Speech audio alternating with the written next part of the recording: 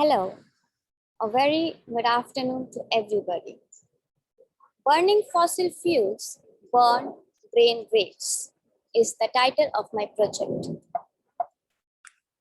There are different types of brain waves in our brain, ranging from different frequencies. So delta wave is the wave with the frequency less than 4 hertz. It is a low frequency and deeply penetrating wave. Healing and regeneration are simulated in this state.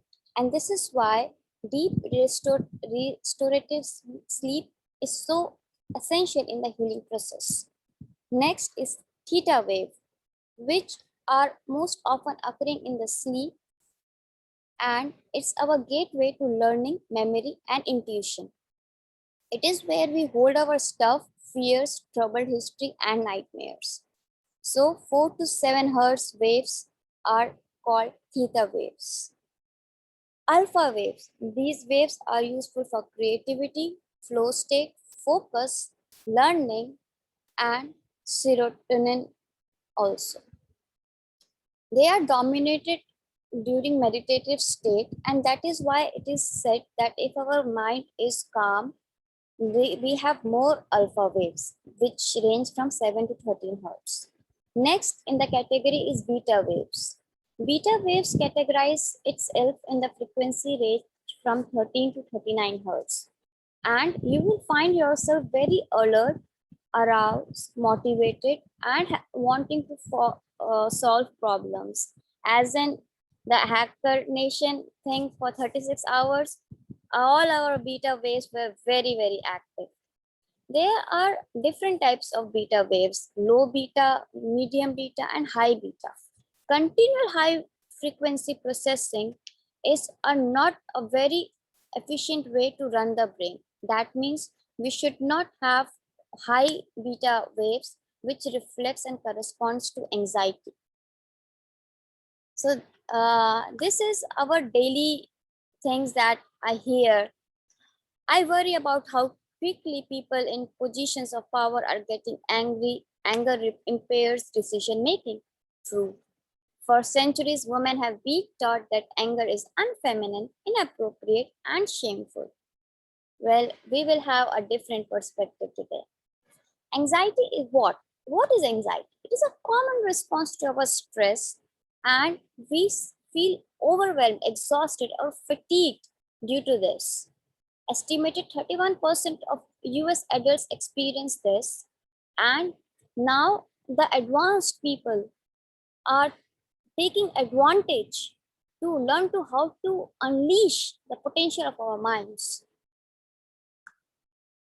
Then as you can see, this is an area which is located near fossil power plant. It's very much in the vicinity of the power plant, and the stress response of the is calculated. And how it is calculated? Due by calculating various other factors, which includes air pollution and individual sensitivity, other stressors as well, along with crime, noise, other hazards which are related with socio-economic stress. And this is a regression model which has been adopted to understand how the anxiety, which is affective problems for AP. ANP is anxiety problems, attention deficit and hyperactivity disorder, ADHD, conduct problems, social problems, and thought problems. So all these problems are being affected as our distance to power plant in miles is closer, and our air pollution, which is measured in log PM and is considered a suspended particulate material, is also having an impact on the environment. So we can see a direct relation of anxiety with the distance to power plant. Now we want to quantize emotions, anger and anxiety.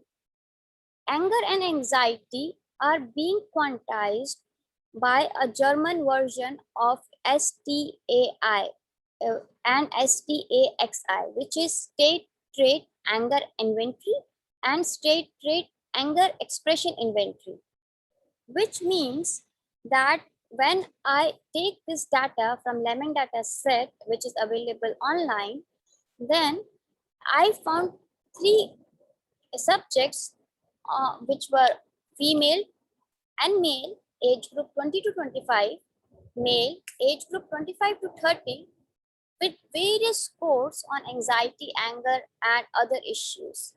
State anxiety include I am tense, I am worried. And trait anxiety is like I'm worrying too much about something, and that really doesn't matter.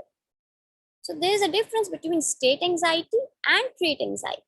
And as we can see, we have extracted through Excel sheet these plots which represents female, male of different age groups and similar age groups, and how their variation of different quantized emotions of anxiety and anger reflects, along with AI representing as anger in, AO as anger out, and AC as ability to control the anger control.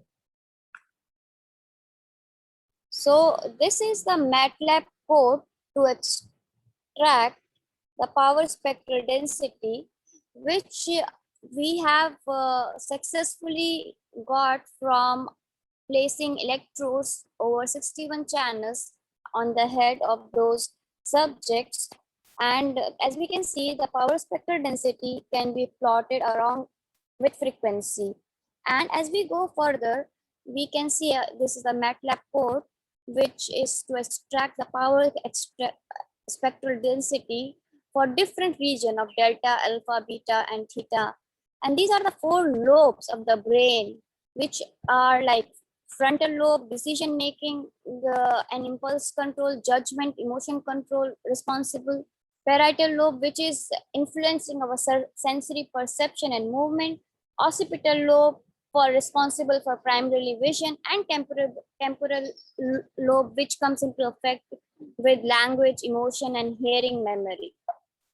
So these type of lobes are having different types of waves, different type of power spectral density distribution across various frequency range, represented as delta, theta, alpha, and beta. And as we can see from central, parietal, frontal, occipital, parietal, all these reflect that in women, the beta waves were more present and the delta waves were the least present.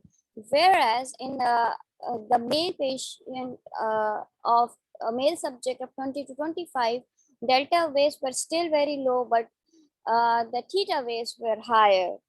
And in the May 25 to 30, the graph is very much different, and we can see that these all are in superposition or composition to each other, but the delta wave still is very less in distribution of power spectral density.